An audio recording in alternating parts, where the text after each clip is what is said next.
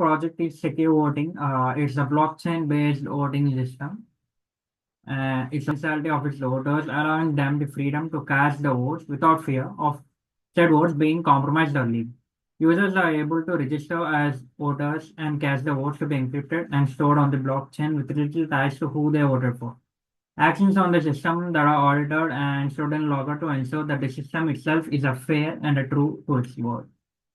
So the project is being written in Python programming language and makes use of Gnache as a one-click blockchain. So our contributions include. Hello, my name is Itra Ahmed, and the contributions I've done was mostly managing the GitHub to compile our finished code to ensure module compatibility and fixing any errors between modules. A large part of my responsibility was making sure all our modules flowed well with one another, all the while as I coded said modules in. The main modules that I coded in revolve mostly around the voting classes, mostly handling the encryption of votes being casted to our blockchain server. In addition, I implemented several security enhancements such as multi-factor authentication, input validation such as validating usernames, passwords, email addresses, verifying stronger passwords through the bcrypt library, as well as implementing audit signatures for our audit logger. In addition, I've also handled the storage of environment variables for our script keys being used in our system. Hi, this is Namendi. So I have led the project work division, assigning tasks to the team members and ensuring clear responsible for efficient progress. And I also have developed the voter authentication module with multi-factor authentication and created secure voter registration functionality in the deliverability. And I also have authored installation and configuration documentation for the authentication and registration modules. And I have conducted a security-focused code review, identifying vulnerabilities, validating secure login practices, and ensuring component security goals. And I have revised the software design document to include enhancements like MFA, password hashing, replay attack prevention, and secure key management. Part of this project, Secure Vote, focusing on the review and enhancement of the smart contract. Coming to my part, my work involved a comprehensive assessment of the contract to identify the vulnerabilities, the gas efficiency, and ensure a robust functionality throughout testing. To begin with, I conducted a thorough vulnerability assessment of the vote storage solution contract. This involved in checking for some common vulnerabilities such as redundancy, unauthorized access, and integration overflows. I ensure that the contract is protected against redundancy attacks. Also verified that the authorized users can perform sensitive actions and checked for some potential overflows. In arithmetic operations, these steps were very crucial for me to identify and address some security weaknesses for development. In addition to these vulnerability assessments, I also evaluated the gas efficiency of the contract by identifying some functions that would benefit from the optimization. I also aimed to reduce certain transactions cost for users, enhancing the overall experiences. To ensure that the contract's functionality, I also developed and executed unit tests focusing on critical aspects such as correct voted storage and the prevention of double voting. These tests were designed to validate that the contract operates meet the necessary requirements for secure voting system. And then I also documented and reviewed gas optimization results in providing a detailed list of the vulnerabilities found. I then reran and exploit subscripts of brute force limiting the lockout and the dictionary attack, invalidation, and rejecting for duplicate vote submissions with replay attack. I also assessed some input validations using code injections. I also documented the security review and gas optimization results where the vulnerabilities were found in the contract descriptions and the steps for reproducing them, and also suggested strategies of the mitigation. I also had to write the test cases for functionality and security with certain exploitations as expected and the actual outcomes. Also, I have to validate in rejection of duplicate vote submissions using a replay attack. For this deliverable, the result was the regression testing, and the evidence was to show that the vulnerabilities were identified and have been mitigated. Hello, this is Sharda Rani Patnaikoni. I have done the implementation and documentation of election management and auditing modules, including secure result publication and audit log reviews. And also, I developed and tested authentication exploits, replay attacks, and injection vulnerabilities with detailed reporting and security recommendations. Also participated in integration testing to ensure seamless collaboration between modules.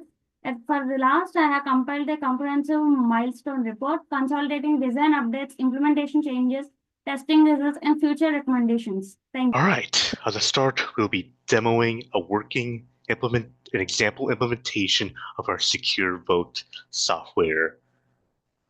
Require libraries to install for your Python environment, then you should be good to go. So let's start by running vote.py. So what it does, it starts registering 3 new voters using hard-coded usernames, email, and passwords in the example implementation. However, we will have to set up MFA by yourself, to which you can do so by opening an authenticator app like Google Authenticator, scan the QR code in front of you, and enter your current MFA code for that user. In this instance, you just do it 3 times. Just do this process 3 times. So after that's done, what the example instance does, it verifies the password registered for the first user, Daniel Rivers, in this context. It prompts us enter your MFA code to fully log in. Now, what happens if you enter an incorrect MFA code? By doing that, it gives you a message that your MFA code is incorrect. It prompts you to try again, giving you basically infinite chances to prompt your MFA code. So there we go. So what happened there? The vote has been authenticated, a new vote has been created and encrypted, logs our actions and our audit logger, then stores the vote on the blockchain, and eventually loads that same vote from the blockchain based on the voter ID, decodes it, and logs the contents of that vote, ensuring the integrity of the vote. Here's a more proper rundown of the vote.py class. So what it does, it registers 3 new votes, prompting you to initialize and enter an MFA code for each registered user, logging each and every registered voter's in our audit log, as shown here. You got Daniel Rivera's, Emily Johnson, Michael Smith, you named it. And then what it does is generate a unique anonymous voter ID for each voter, ensuring their anonymity for when they actually vote, which is when they vote. And once that's done, the authentication system authenticates the very first voter set by this example rundown, Daniel Rivers in this case, and eventually generates a new vote that has our user vote for the candidates Samuel Waters, where generating a unique voter ID for the demo, as well as a random nonce value attributed to that vote. A second vote is also created that tries to use the same voter ID to vote again. But as we saw, the same voter ID cannot vote twice, thanks to the vote verifier class, where it hashes the vote, hashes our newly generated vote, and stores it in a mock database for our hash votes declared in our vote verifier. Eventually, both our votes get encrypted and are validated before they get stored. Because the very first vote is a unique vote, it passes the voter validation and is eventually casted to the blockchain we declared. Because the second vote uses the same exact voter ID, given that said voter ID has already been stored in the vote registry, it pretty much fails the verification as listed in this error message in the terminal. And once that's done, the example instance retrieves the vote from the blockchain, ensures the stored vote is in the bytes format, and decodes it, and retrieves the contents of that vote and logs it. Eventually, and logs the vote in our audit logger, eventually concluding the example instance, though not without actually validating the logger in this example, which is handled through our audit verifier. In our audit verifier class, you initialize a basic logger that stores our audit logs for debugging our system. A secure audit logger at that, where it stores signatures associated with the log, such that after an action has been logged, a new signature is also written to that audit log, as shown in the sample below. Suppose our latest action is retrieve the vote. Here, a new signature is generated for that vote. This ensures the integrity of our audit logger, such that any compromised logs will immediately be verified and checked for should any unauthorized parties manage to gain access to those said logs and make some unauthorized edits to them. And with that, all right, so what I want to go over next is our administrator module, basically simulating an admin that handles and manages our secure vote system. In this example usage, we have 4 options for the admin to choose. One is to add authorized voters, verify said voters, clear all voters registered in a mockup database that stores our voters, and our last option is to exit. So once you run admin module.py, you're given an option of 4 elements.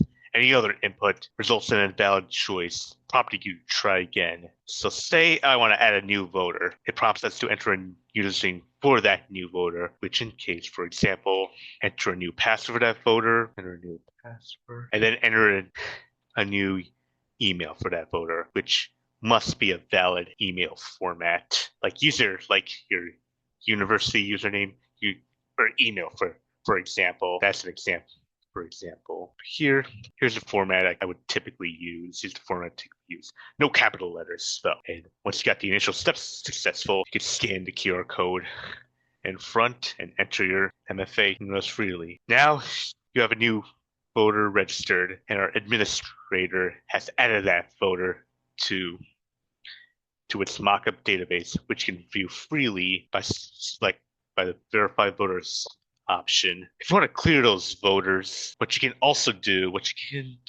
clear all of the voters present, and by selecting option 2, there are no registered voters found. So yeah, that's all I got for the admin. All right, next what I want to go over is demonstrating how to actually attack our system, which you want to get first up running is our app.py module, which simulates a test server built from Flask that's used to run our attack scripts, which consists of brute force attack, dictionary attack, code injection, replay attacks, testing our blockchain, and an additional test to verify whether or not our logins have worked. All right, to start, I want to get app.py running.